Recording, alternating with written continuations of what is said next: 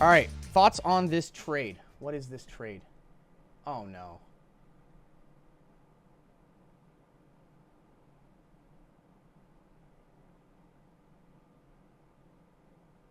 Oh, God. TA trading. This is why stop losses are so important. But, guys, tiered stop losses are so important because everybody doesn't want to have a stop loss because they're afraid if they're trading high volatility, it's going to dip, kick them out, and then run. And I'm like, well, then tier your stop loss. If you're willing to lose 5% of the position, put a third of it at or half of it at 2% and half of it at 7%. Or 3% and 7%, right? So that way it can fall 6% and moon, but you get kicked out at 3%, half the position's still there, but if it falls out at 7%, you give yourself that buffer, you still only lose 5% overall. This is, and then TA trading is insane. How does he lose 50 grand? I'm in here 20 contracts on NQ, taking a stab long here. First off, if you're trading stocks, your name is Mr. NASDAQ, and you're wearing a button-up collared shirt. That's why people come in here all the time and they say, this guy doesn't know what he's talking about. He's trading off of some bit of news or some 1-minute chart. He doesn't know what the fuck he's talking about. Where are you getting what to talk about from? These guys?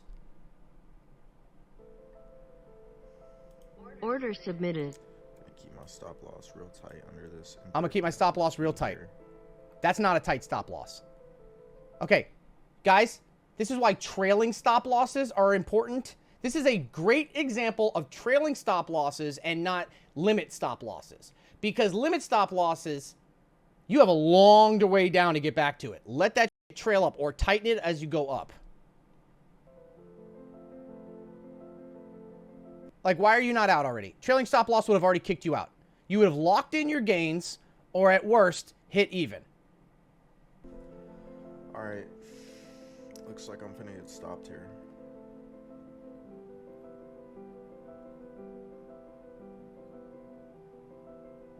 Order filled. Alright, I just got stopped out for 7.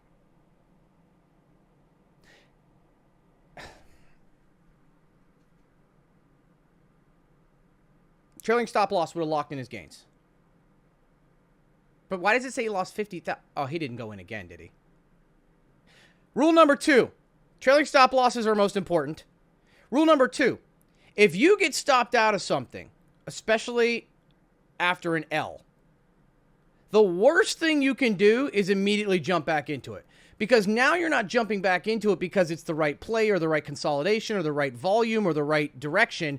You're now FOMOing into it. You're saying, oh, well, I know I have to be right about this. And I lost money, so let me jump in here so when it goes back up, I'll make money. Okay. S&P is dropping. Everything's dropping right now. Dixie's pushing up.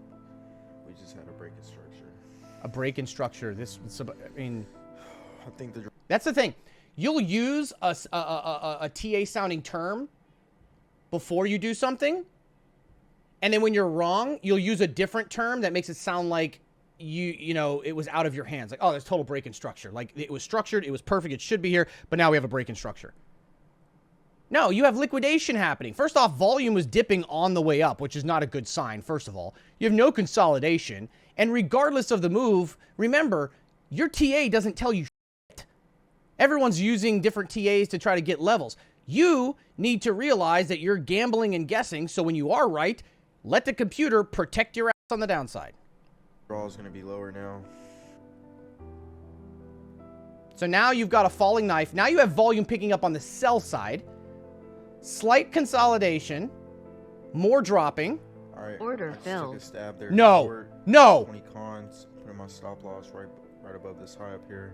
Order submitted. There's no momentum. The momentum's to the downside. Down. We broke structure on the 1 minute. Stopped me out on my first entry. No. And we have a clear draw of sell side But down here at the okay, lows. I'm not saying I know what I'm doing, right? But when I see volume dying off on the way up, that tells me there's interest losing and profit taking might happen. So I'm more likely to tighten up my stop loss. The volume builds up again on the sell side. So now we have more sellers than buyers, and every couple minutes we get a lower high and a lower low. So you're literally watching this thing, more and more people selling it at a lower and low price. This is catching a falling knife. I mean, I'm not trying to be a dick, but maybe he is better at this than I don't know. Maybe he sees something I don't. So I'm pretty confident that we're gonna drop from my 16,884 entry down here to. I mean, if he's gonna try and short this right now, I still would wait for the consolidation before I would jump into it. So I don't get it, because here's the thing: if volume starts dying off here, because if he would have started buying into this dip on the short side as the volume was picking up, sure. But you want to wait until there's lower volume, because then you're going to bring in more buyers. So is he shorting this now? Oh, well, good luck. Maybe he makes some money on it. Volume's lower here. So this might reverse. Volume. Oh, no. And now, get the fuck out. Get the fuck out. Get the fuck out. Get the fuck out. Get the fuck out. Get the fuck out.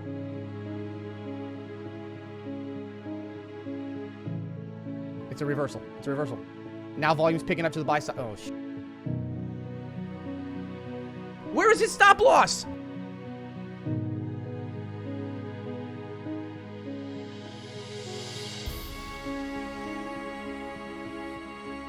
How did... Order filled.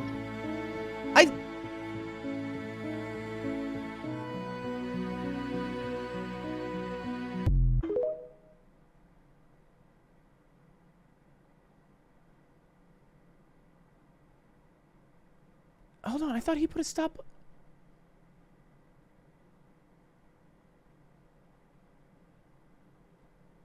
I'm not even saying this couldn't have fallen, but where... The stop loss is here. Did he up his stop loss? Sell side down here at the lows. So his stop loss is at 16,897. My 16. Now he's green. Entry down here to 16. He's only down 1,900. He's only down 1,400. He's only down 950. 250. He's green. He's green by 2,000.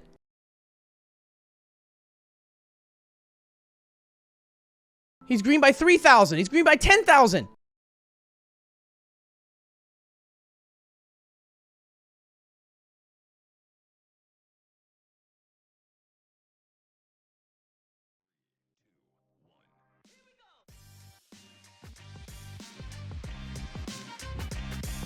I've been here, man. This hurts.